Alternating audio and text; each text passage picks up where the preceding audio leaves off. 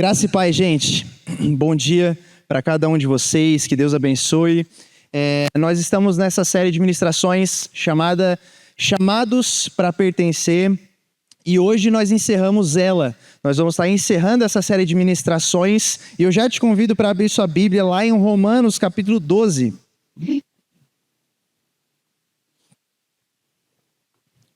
Romanos capítulo 12.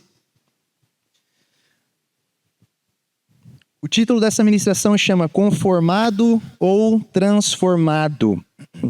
Romanos 12, nós vamos ler só 2 versos. Diz o seguinte: portanto, irmãos, suplico-lhes que entreguem o seu corpo a Deus por causa de tudo que Ele fez por vocês. Que seja um sacrifício vivo e santo do tipo que Deus considera agradável. Esse é a verdadeira forma de adorá-lo. Não imitem o comportamento e os costumes desse mundo. Não deixem que Deus os transforme por meio de... deixem que Deus transforme por meio de uma mudança no seu modo de pensar, a fim de que experimentem a boa, agradável e perfeita vontade de Deus para vocês. Amém? Baixe sua cabeça, vamos orar. Senhor, essa é a tua palavra. Nós queremos reverenciá-la, Pai, com tudo que nós temos. Sabemos que a palavra do Senhor é aquela que traz transformação para nós. Que mais uma vez, esse pequeno trecho que será exposto nesse momento, possa trazer consolo, que o Teu Espírito possa falar ao coração de cada um dos nossos irmãos aqui. Em nome de Jesus. Amém. Meus irmãos, a conformidade é um sinal claro de indiferença. Quando alguém já não enxerga mais o futuro numa situação, ela começa a agir de maneira indiferente àquilo. Às vezes você já tentou mudar, já tentou ajudar, enfim, já tentou fazer de tudo, mas chega uma hora que de tanto tentar fazer, a gente se torna indiferente com essa situação. Um exemplo que talvez fique bem fácil e faça sentido na cabeça de todo mundo. Sabe quando a gente está trabalhando, está no nosso trabalho e a gente vê que tem uma situação que está errada? A gente vê uma situação que se repete e aquilo ali te incomoda e aí você tenta a mudar, você tenta a ajudar para que aquilo seja resolvido. Então você às vezes fala com uma pessoa que tem a capacidade de mudar isso e fala assim, esse problema está acontecendo, a gente está vivendo isso aqui o tempo todo, a gente precisa mudar isso tem que parar de acontecer, enfim, o tempo todo a gente está tentando ajudar e aquela coisa não sai, não acontece, não vai para frente, até uma hora que a gente se acostuma com os problemas. A gente se acostuma, porque é assim, vai ter que ser, não tem o que eu fazer, eu já tentei ajudar, eu já tentei mexer, eu já tentei com as minhas forças fazer alguma coisa, mas eu não consegui. Então, a gente se conforma com isso. A gente se torna indiferente em relação a essa situação. Talvez, quando você era criança, na sua casa as pessoas gritavam demais, falavam alto. Eu tenho a minha família, todo mundo falava super alto, não de gritar, de brigar, mas de falar muito alto. E aí, quando a gente às vezes ia num jantar na casa de outra pessoa, a gente percebia que todo mundo falava um tomzinho mais baixo, né? E aí, poxa, todo mundo fala alto. É a conformidade, e aquilo ali já não faz mais diferença para mim. Todo mundo fala alto, é assim mesmo que acontece. Mas tem coisas que nós não deveríamos nos acostumar. A indiferença, ela não deveria fazer parte da gente. Nós deveríamos ter a capacidade de ver algo que não está bom, de ver algo que não está legal e ter a capacidade de aquilo não acontecer mais, de mudar. Mas a indiferença, ela tomou um espaço na nossa condição humana, essa conformidade fez com assim, tá bom, é assim que é assim que vai ser, não adianta eu me esforçar, então, beleza, ok, zerou o assunto. E essa conformidade que se torna, alguns pontos, danosa, ela começa a se tornar danosa para nós. Mas tem um momento que nós tomamos consciência disso, dessa conformidade. Então é a hora que assim, poxa, sempre foi assim. Até uma hora que parece que assim, baixa uma luz, né? E a gente fala assim, cara, mas por que a gente faz isso desse jeito?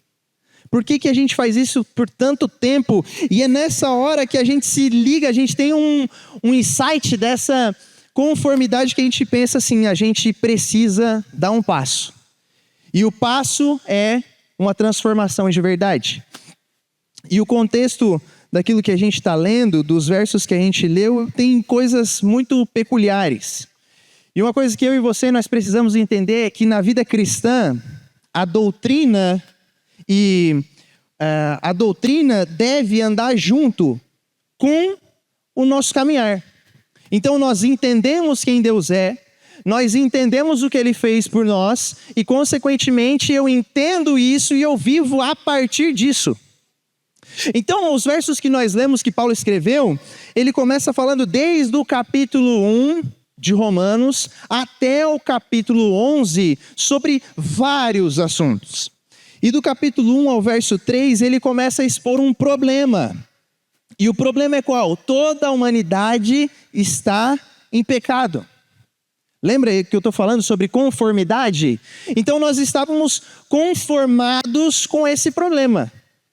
Existia um problema, ele estava ali sabe aquela coisa do elefante na sala? O elefante estava ali na sala, todo mundo sabia que tinha, mas isso era indiferente.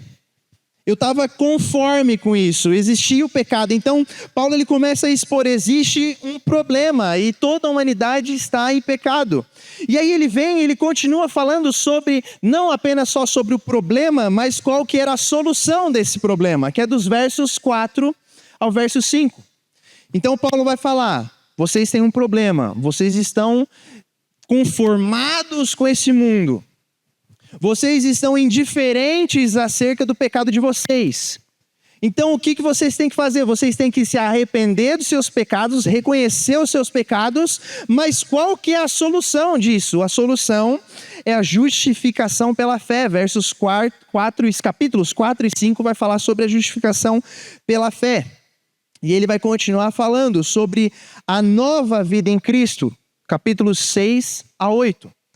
Então, existe uma nova vida em Cristo para aqueles que reconhecem os seus pecados, desejam não viver mais na conformidade, desejam não viver mais com essa indiferença. Eles são justificados pela fé e por a justificação da fé, eu tenho uma nova vida em Cristo. E aí chega capítulos 9 e 11, ele fala sobre o plano de Deus para a humanidade. O plano, a soberania de Deus é exposta nesse momento. Então, o que está acontecendo do capítulo 1 até o capítulo 11, o que Paulo está falando para nós, ele está reforçando as nossas convicções sobre quem Deus é e o que Deus fez. É uma convicção, você precisa entender o que Deus fez por você. O que Deus fez por você está exposto e quem Deus é. É isso que as convicções são desenvolvidas no texto de Romanos. E existem 3 pontos claros que nós lemos aqui. Esses 3 pontos foram sobre entregar o corpo, entregar a mente e entregar os desejos a Deus. E quando a gente fala sobre corpo, entrega do nosso corpo, a gente está falando sobre a entrega das nossas decisões. A gente está falando sobre uma entrega das nossas atitudes, a gente está fazendo uma entrega de todas as nossas convicções, as nossas rotinas. E isso é um desafio enorme para nós. É muito difícil para mim e para você nós entregarmos o nosso corpo a Deus. Porque entregar o nosso corpo a Deus exige que eu e você nós colocarmos em xeque convicções que foram formadas em nós. Nós temos convicções que foram formadas, nós temos as formas da gente viver, as formas da gente entender o mundo, e a gente vai precisar colocar essas convicções todas em xeque. Convicções formadas de um mundo que é completamente distante da vontade de Deus, das verdades de Deus. E perceba que o mundo, ele tem uma forma, um molde. É literalmente isso que quer dizer o que Paulo está querendo dizer nesses versos. Existe um molde onde o mundo vai tentar te encaixar nesse molde. Vão tentar te colocar aqui dentro. Então, o que você pensa acerca de política? O que você pensa acerca de filhos? O que você pensa acerca de casamento? O mundo vai tentar te colocar dentro de um quadrado que muitas vezes nós, a partir da leitura do Evangelho, a partir da transformação da verdade da palavra, não vai fazer sentido para mim e não vai fazer sentido para você. Só que nós fomos doutrinados, digamos assim, a isso, porque qual era o primeiro problema da humanidade? Todos pecaram. Então, por todos pecarem, a gente já tem esse primeiro passo de ter as nossas convicções do nosso jeito. Então, é do jeito que eu faço, é do jeito que eu quero, não é do jeito que Deus quer. Até porque, o que Deus quer, né? Como se fosse algo super místico. A vontade de Deus. Então, eu vou ter que ir para o monte e jejuar 3 anos para descobrir a vontade de Deus. Como se ela já não tivesse clara e exposta para nós. E Romanos 1, 22 a 26 vai falar muito sobre isso. Sobre qual que é o molde do mundo, qual que é o grande problema do mundo. E ele vai começar dizendo-se sábios, tornaram-se tolos. Dizendo-se sábios, tornaram-se tolos. Ou seja, pessoas que têm as suas convicções muito afloradas, têm uma opinião acerca de tudo acham que sabem demais. A gente vê essa realidade hoje em dia, sim ou não? Às vezes só de, sei lá, você às vezes está mexendo no seu Instagram, mexendo em alguma coisa, pesquisa alguma coisa, você vê assim, Jesus, nem a gente que não sabe muito sobre um assunto tem especialista para tudo que é coisa. Todo mundo sabe demais. Então, dizem-se sábios, mas na verdade eles são pessoas tolas. E no seguinte verso ele fala: trocaram a grandeza do Deus imortal por imagens de seres mortais, bem como aves, animais e répteis. Por isso, Deus os entregou aos desejos pecaminosos do seu coração. E esse verso é talvez o pior cenário que a gente pode ver. O pior cenário que eu e você a gente pode enxergar acerca de Deus é quando Deus, ele entrega os homens aos desejos pecaminosos do seu coração. Às vezes a gente olha para o Antigo Testamento, às vezes a gente olha para algumas histórias e fala assim, nossa, como Deus era rude com o povo, como Deus era severo com o seu povo.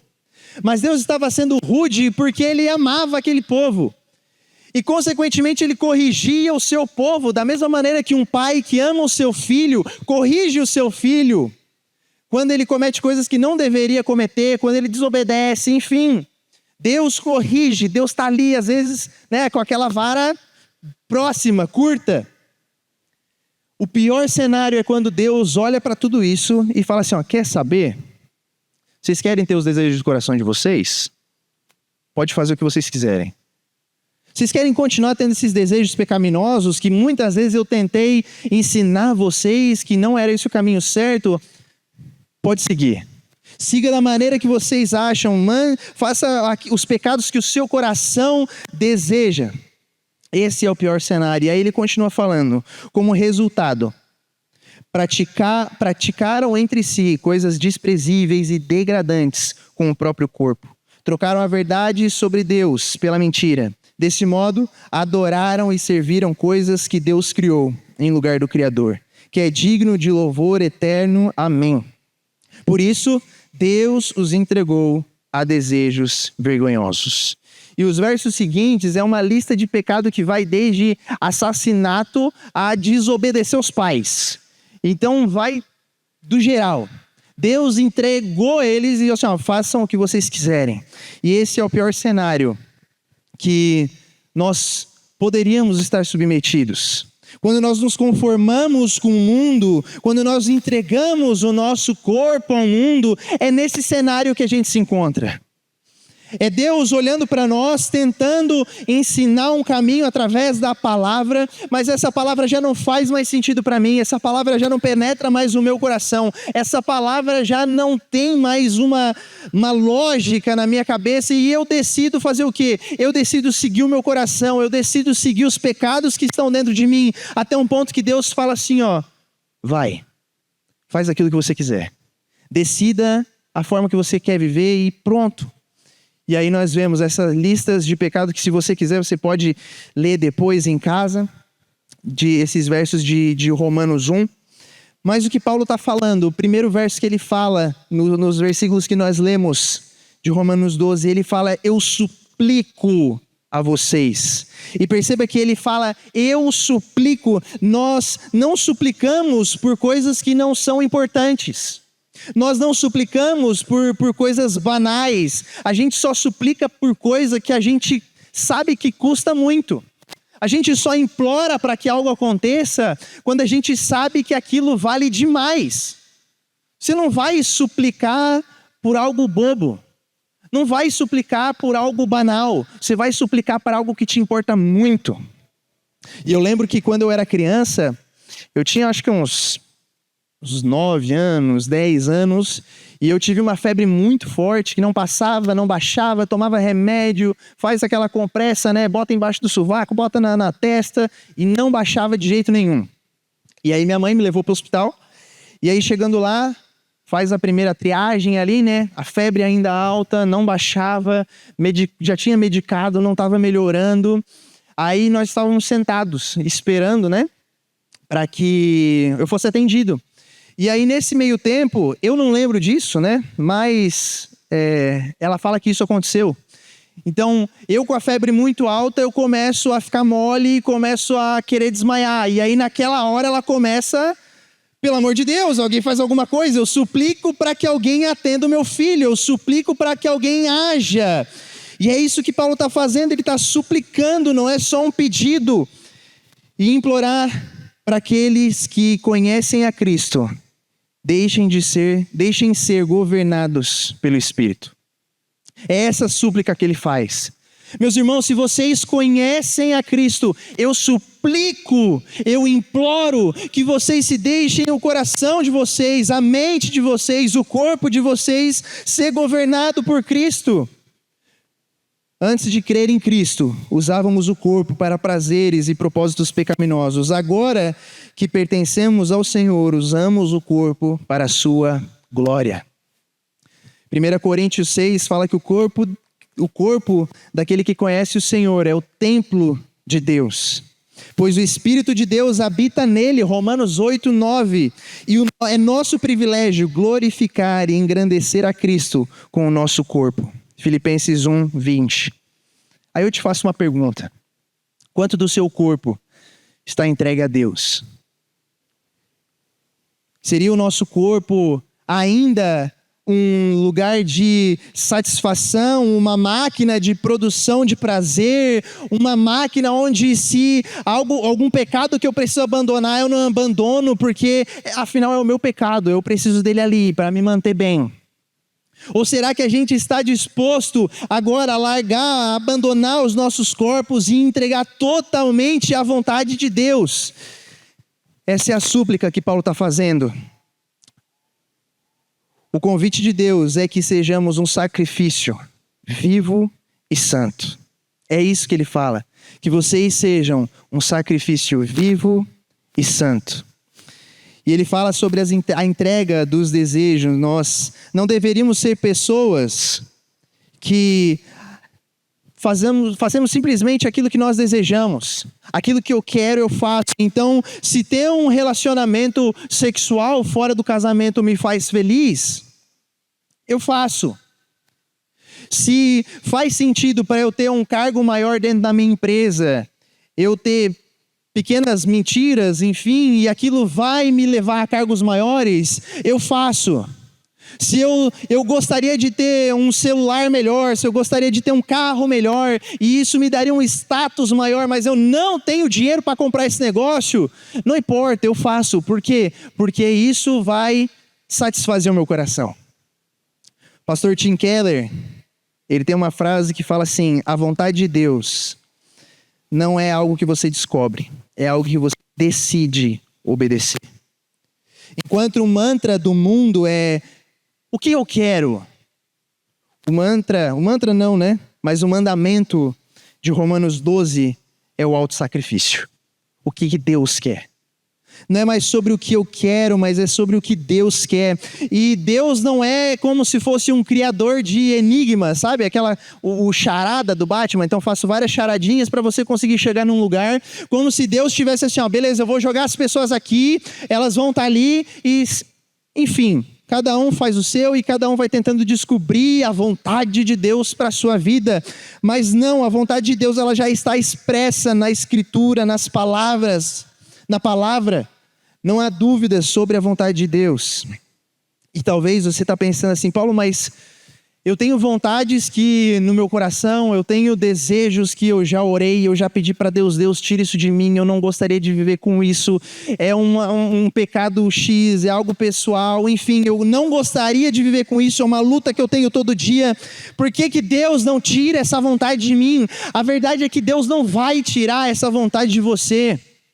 É eu e você que vamos precisar lutar contra os nossos pecados. É eu e você que vamos precisar lutar contra as nossas satisfações e colocar na cruz de Cristo, na expectativa de que a cada dia eu e você a gente consiga caminhar nesse caminho de santificação. Talvez muitas pessoas já tentaram com força de vontade, mas não foram bem-sucedidas de tentar fugir dos seus pecados. Mas é quando nós guerreamos com as armas certas que nós conseguimos viver uma vida em santificação.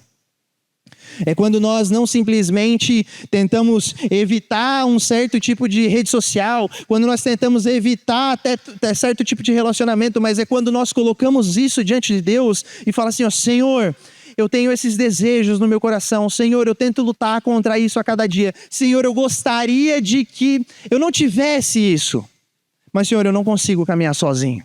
Eu preciso do Senhor caminhando comigo para que essas vontades, esses desejos sejam controlados pelo Espírito Santo. Somente quando nós entregamos os nossos desejos, as nossas vontades a Deus, é que nós podemos perceber o Espírito Santo conduzindo cada um de nós. E uma coisa que nós precisamos entender é que a fé cristã é um ambiente de pessoas que não se aceitam como são. A fé cristã é um ambiente de pessoas que não se aceitam como são. Seja bem-vindo ao Evangelho em relação a isso. Porque às vezes a gente vê muito assim, não, a gente precisa aceitar as pessoas, mas tem um problema porque nem a gente mesmo se aceita. A gente olha para as nossas dificuldades, a gente olha para os nossos pecados e nós não queremos viver isso, mas nós vivemos. Nós aceitamos isso. Nós aceitamos de que a gente não se aceita. Porque no final das contas, se você quer Cristo, se eu e você queremos cada vez mais o Senhor dentro de nós, é porque nós desistimos de nós mesmos. É porque a gente já tentou talvez com todas as forças e agora não é mais sobre aquilo que nós podemos fazer, mas é sobre aquilo que Cristo fez e se apropriar dessa verdade.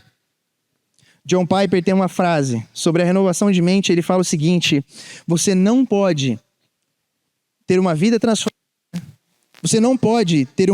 transformada sem uma mente transformada. Fala comigo assim, ó, mindset. Ah, vocês acharam que eu estava de brincadeira, né? Fala comigo, mindset. Todo mundo, né? Essa frase tradicional dos coaches aí, né? Enfim.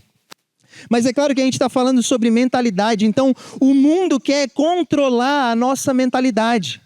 O mundo quer te ensinar como fazer as coisas. E não tem como nós vivemos uma vida transformada sem essa mente transformada. Nós precisamos que Deus transforme a nossa maneira de pensar. Nós precisamos fazer com que Deus renove a nossa mente através do Espírito para que finalmente essa vida transformada possa acontecer. A espiritualidade que não transforma caráter, ela não serve de nada. Talvez você deve conhecer muitas pessoas que tenham uma vida super espiritual. Super, assim, monstruosamente espiritual. E algum tempo atrás, veio uma pessoa, não vou dar muito detalhe, né? Porque senão já vão descobrir quem que é, mas vamos lá. Uma pessoa chegou até mim e ela falou assim, ó, não, porque começou a falar sobre a vida inteira dela, não, porque a minha vida é assim, eu tô querendo fazer tal coisa, super espiritual. Pessoa que assim, ó, vê Deus em, né, qualquer coisa. Não, eu quero fazer isso e tal coisa, eu tô sentindo de Deus isso, bababá, bababá, tu vai me discipular, tu vai ser o cara que vai me ajudar, isso aqui, assim, ó. Sempre que a gente escuta isso, a gente só fala assim, amém, irmão, amém, em nome de Jesus, né? Deixa a pessoa. Deu algumas semanas, essa pessoa simplesmente sumiu.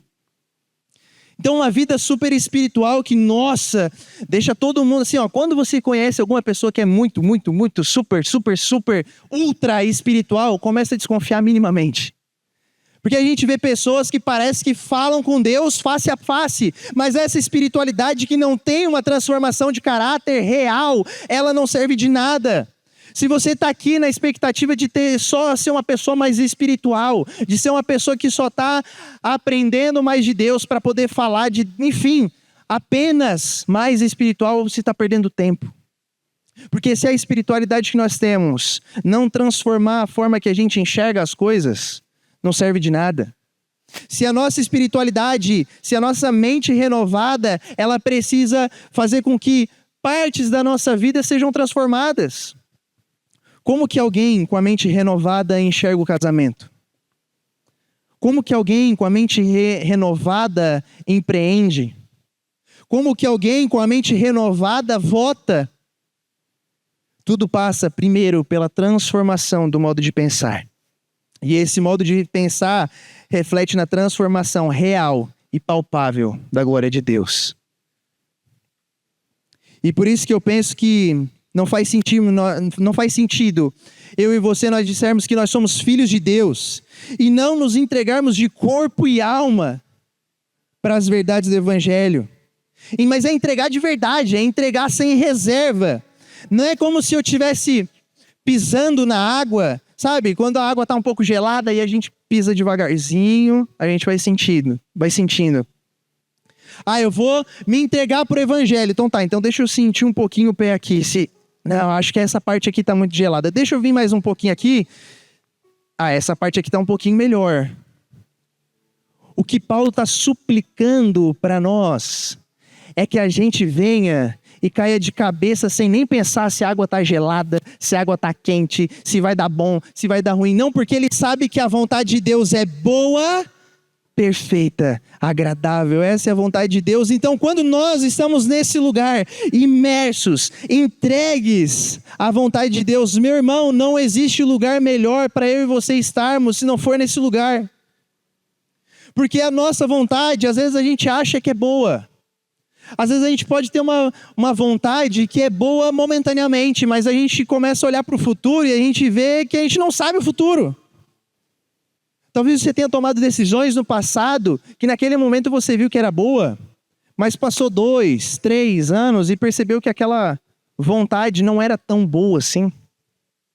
Mas o que Deus tem para mim, o que Deus tem para você, é essa vontade que é boa e é do próprio Deus, um Deus que sabe desde o momento em que nós fomos gerados até o dia onde nós partimos dessa terra, é o Senhor que sabe todas as coisas. Então, o convite que eu te faço nessa manhã, não fique na superficialidade disso. Não fique simplesmente pisando o pé devagarzinho, não. Entra na piscina de cabeça, entra na transformação de mente, na transformação de caráter de verdade, de maneira definitiva. E existe um primeiro passo para isso acontecer. O primeiro passo é que você precisa entender e reconhecer a misericórdia de Deus. Nós precisamos olhar para o nosso passado. Nós precisamos olhar para nós, olhar para o Evangelho, tudo aquilo que Jesus fez por nós e reconhecer que Deus foi misericordioso conosco. Porque mesmo com os nossos pecados, mesmo com todas as nossas dificuldades, o Senhor olhou para nós e Ele decidiu entregar o Seu Filho na cruz por nós, pessoas que não merecíamos nada. E essa misericórdia precisa entrar dentro do nosso coração. Reconhecimento da misericórdia de Deus por nós. Não viva fingindo que você é melhor do que você é. Você sabe o quão problemático você é. E mesmo assim, o Senhor decidiu se entregar por você. E o segundo passo, viva como alguém que se apropriou do Evangelho de verdade. Verdadeiramente. Não é simplesmente apenas reconhecer, é o primeiro passo. É reconhecer, olhar para nós e saber assim, ó, meu Deus, eu sou pior do que eu imaginava. mas é agora viver como alguém que entendeu o evangelho e reconheceu. E tem uma frase do pastor Tim Keller, repetindo ele de novo, que ele fala assim: você é mais pecador e falho do que jamais ousou acreditar. Mas, e esse mas muda tudo. Mas, ao mesmo tempo, é mais amado e aceito em Jesus Cristo do que jamais ousou esperar. Deus, ele nos revela a sua misericórdia, e é a partir dela que nós conduzimos a nossa vida. Nós passamos a ser filhos com gratidão, lembrando de onde nós somos resgatados e daqui ele fez por nós. Repetindo a frase, você é mais pecador e falho do que jamais ousou acreditar, mas, ao mesmo tempo, é mais amado e aceito em Jesus Cristo do que jamais ousou esperar. Queria te convidar a você ficar de pé nesse momento.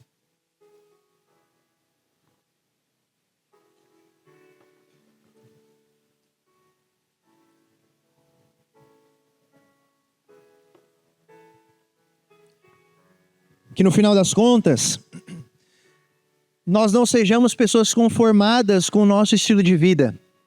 Que nós não sejamos pessoas conformadas com os nossos pecados. Porque o mundo vai te ensinar, o mundo vai te falar que o seu coração deve ser seguido, as suas vontades vão ser seguidas. E a gente vai acabar se conformando. A gente vai acabar sendo colocado numa caixa onde eu e você não deveríamos estar.